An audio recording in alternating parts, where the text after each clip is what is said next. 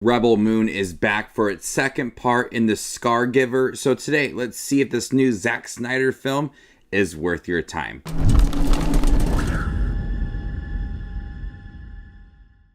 Hey everybody, my name's Justin here. I try to watch everything that hits theaters and on streaming services like Netflix. If you guys are like me, go ahead and hit that subscribe button down below and click that bell notification for more up and coming content. The rebels gear up for battle against the ruthless forces of the Motherworld as unbreakable bonds are forged, heroes emerge, and legends are made. So I didn't check out Rebel Moon, directed by Zack Snyder, when it was released in December. So I just recently watched it before Scargiver, and it was fine. It wasn't like the best Zack Snyder film ever made. You can clearly see some of his influences, a slow build-up for a movie. Disappointed! So we're supposedly going to get a director's cut with more footage, and with Scargiver, it kind of feels like the same thing. It is a movie that really doesn't have much life to it. The characters this time around, they try to take the characters that were introduced in the first film that we had Sofia Boutella character as she tried to find rebels to defeat the ruthless forces of the Mother World. We had like this journey film of gathering all these characters together and then our big action scene at the end. We didn't really get to know all those characters too much within that first film. So the second film, they take a good first hour of this movie to dedicate it to giving each character a little backstory, and a character has a chance to describe their past in full detail, and we get scenes dedicated to all of that. The beginning of this movie moves so slow.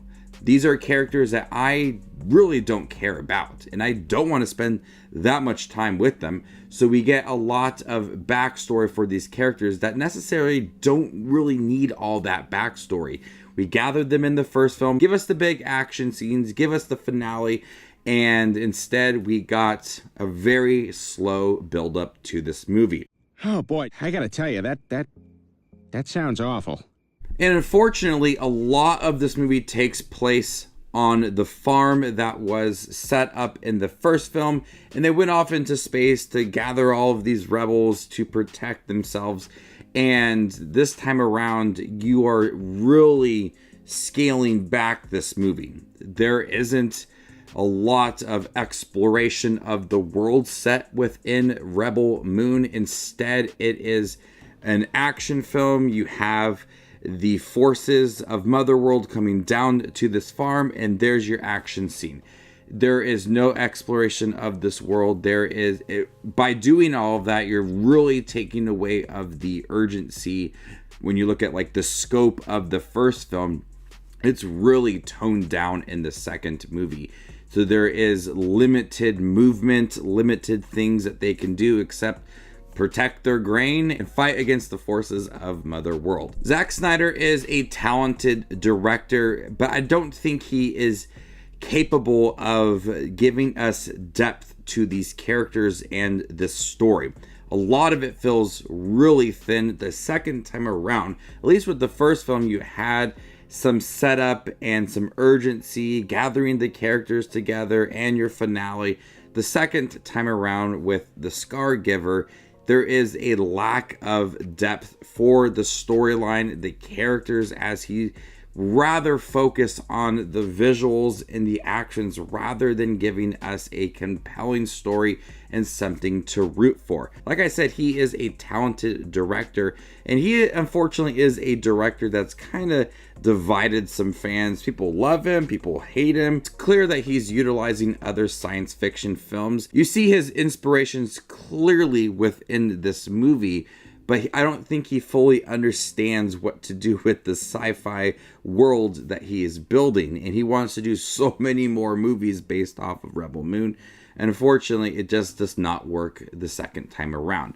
Visually, it looks good. The action scenes are entertaining. There's a lot of battle sequences between Motherworld and this farm. People are protecting themselves. You feel like you should root for the people that are on this farm protecting their grain against the Motherworld, but these are characters that you just can't latch onto.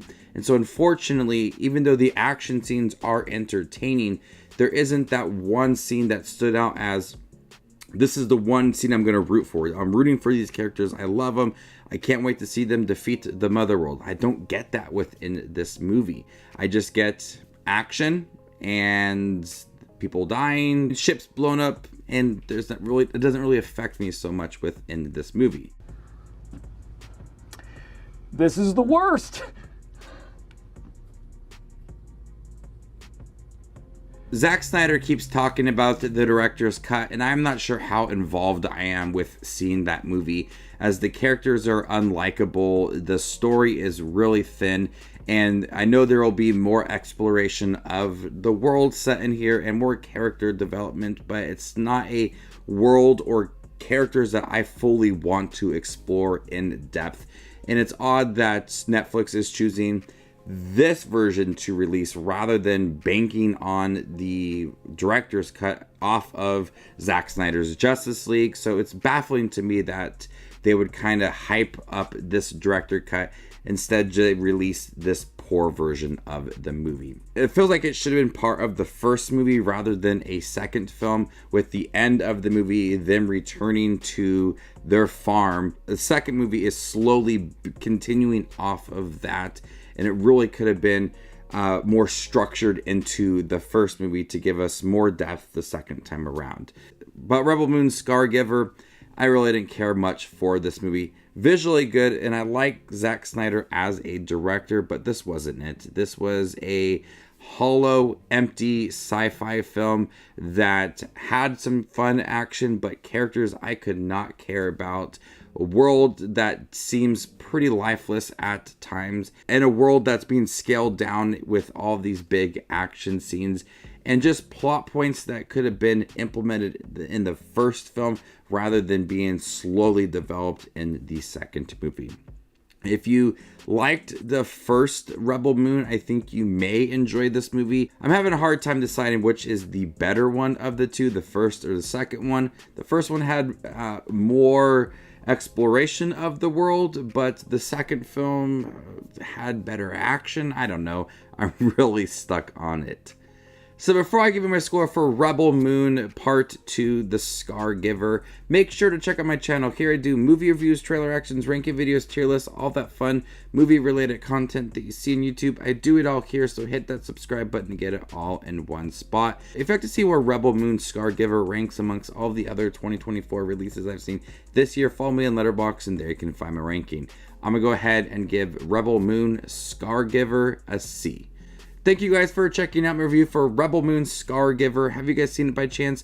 What do you think about it? Let me know in the comment section down below, and stay tuned for more up and coming content like this. My name is Justin Watches Movies, and you guys stay classy, YouTube.